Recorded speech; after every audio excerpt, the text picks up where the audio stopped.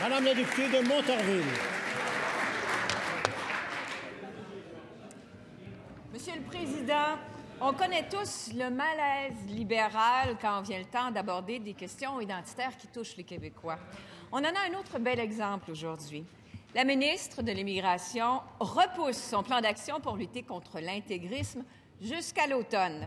Pourtant, le premier ministre disait en décembre 2013, lors de son assermentation, qu'il voulait lutter contre l'intégrisme religieux.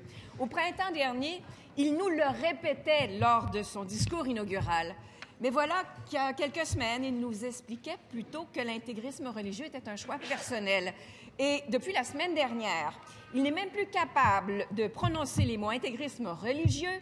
Il a changé son propre discours pour dérive religieuse. Ce gouvernement peut-il enfin démontrer un peu de cohérence dans ses propos et agir rapidement pour lutter contre l'intégrisme religieux?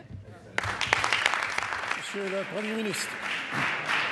Monsieur le Président, je suis heureux de répondre à la première question. Je rassure mes collègues qui vont répondre dans le micro, ça va être supplémentaire. Monsieur le Président, on est très à l'aise pour parler de cette question parce que notre position, elle est basée, Monsieur le Président, elle est basée sur un attachement indéfectible à la sécurité des Québécois, au maintien de nos valeurs et aux libertés, un mot que certains membres de l'opposition ont oublié, Monsieur le Président. Alors, oui, bien sûr, on va lutter contre le radicalisme, mais il y aura des mesures précises présentées à cet effet-là. Je veux juste qu'on ne fasse pas de confusion, qu'on fasse attention au choix des mots. Je veux juste qu'on s'entende ensemble. Ensuite, on pourra prendre les mots qu'on veut, que quelqu'un qui pratique sa religion de façon rigoureuse, sans nuire à personne, sans nuire aux droits de personne, sans nuire à nos valeurs, il peut le faire en toute liberté ou elle peut le faire en toute liberté. C'est également une forme d'intégrisme. Alors, je préfère parler de radicalisme. De violence, d'extrémisme. C'est ça le véritable ennemi au Québec. On crée des fausses pistes. Ça a été le PQ avec la charte désastreuse qui a noirci notre réputation. Ça a été notre collègue qui cherche désespérément un thème pour échapper à l'effet sur lui de la course à la direction du Parti québécois. Nous, on est constants dans nos orientations. La sécurité, les valeurs des Québécois, avant tout, et les libertés, Monsieur le Président, on y croit aussi.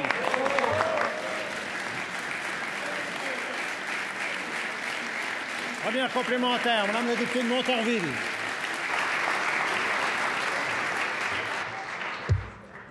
Les auteurs du rapport Bouchard-Taylor croient que la population a des motifs réels et légitimes d'être inquiète à la suite des attentats de Paris, d'Ottawa et de Saint-Jean-sur-Richelieu.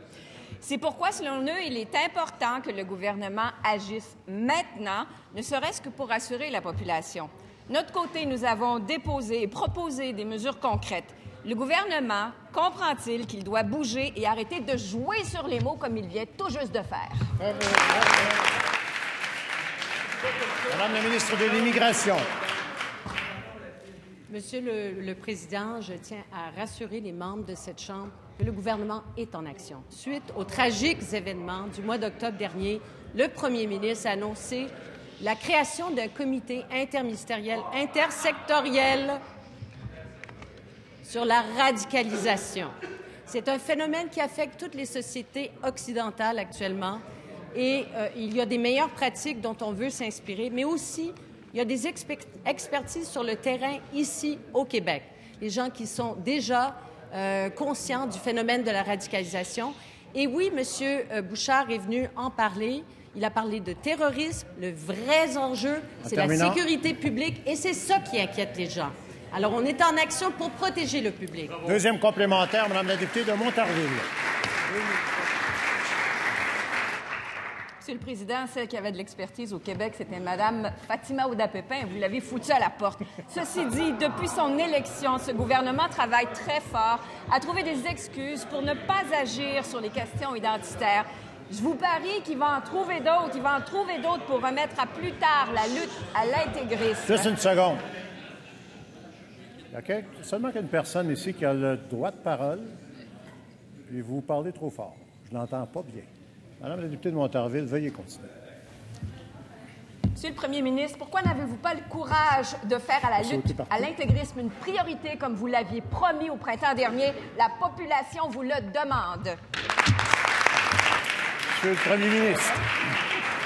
Non seulement on aura le courage et on a le courage nécessaire pour protéger la sécurité des Québécois et des Québécoises en tout temps, Monsieur le Président.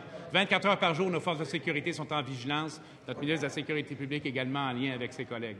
Mais nous, on ne tombera pas dans les pièges faciles, les amalgames qui nous amènent vers des zones très difficiles pour la coexistence des communautés au Québec. Nous, des questions comme la liberté, on y croit. Les collègues, ils ne croient pas à la liberté. Ils disent qu'il faut encadrer la liberté de parole. Alors, je vais donner un devoir de fin de semaine aux membres de la CAQ, parce que ça leur prend un peu de réflexion, je pense, dans ce parti-là. Rédigez-nous les articles de loi pour restreindre la liberté de parole. On va étudier ça avec beaucoup d'attention.